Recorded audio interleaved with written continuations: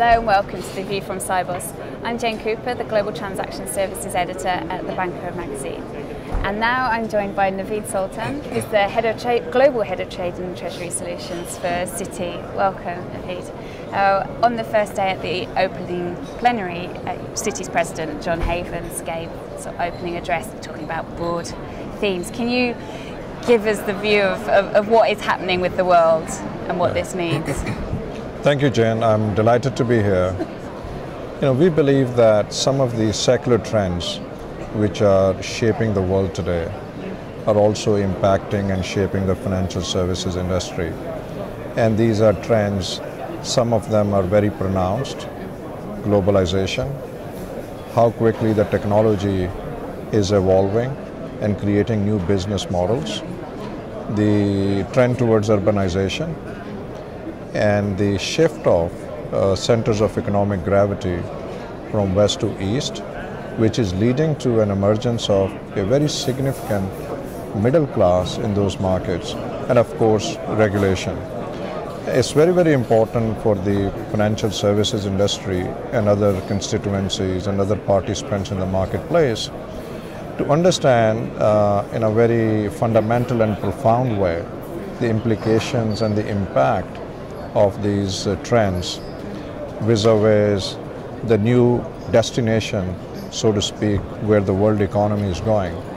And then based on that understanding, create their strategies, rethink their business and operating models as necessary so that they can navigate their journey to that new destination and be still continuously relevant to their constituencies and help their clients execute their business models and continuously achieve their objectives. So at Citi, we are very focused on those trends, as our President John Havens outlined yesterday. And we believe that we are ahead of the curve because we have been making these adjustments for the last few years. But it's very, very important for all the market participants to develop an appreciation of these trends, which are going to bring about structural shifts as opposed to just cyclical and temporary shifts. So you mentioned regulation. There's been a lot of discussion about regulation, obviously.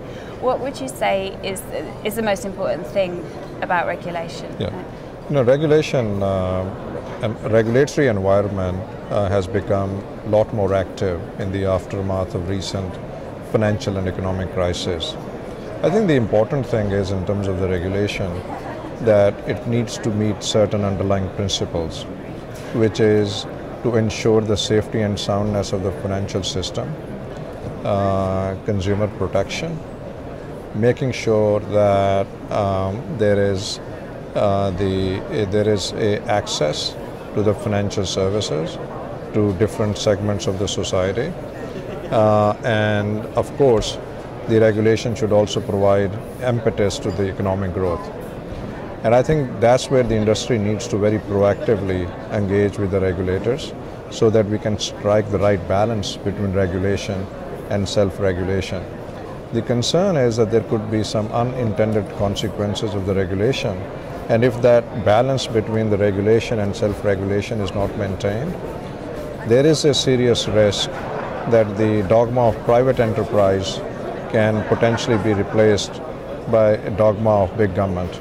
So we in the industry has to work in partnership with the regulators so that those objectives which I talked about and those principles which I talked about are complied with, so that the world come out in a place where there is an economic growth ensured, at the same time the access to the financial services, and thirdly the right balance between regulation and self-regulation.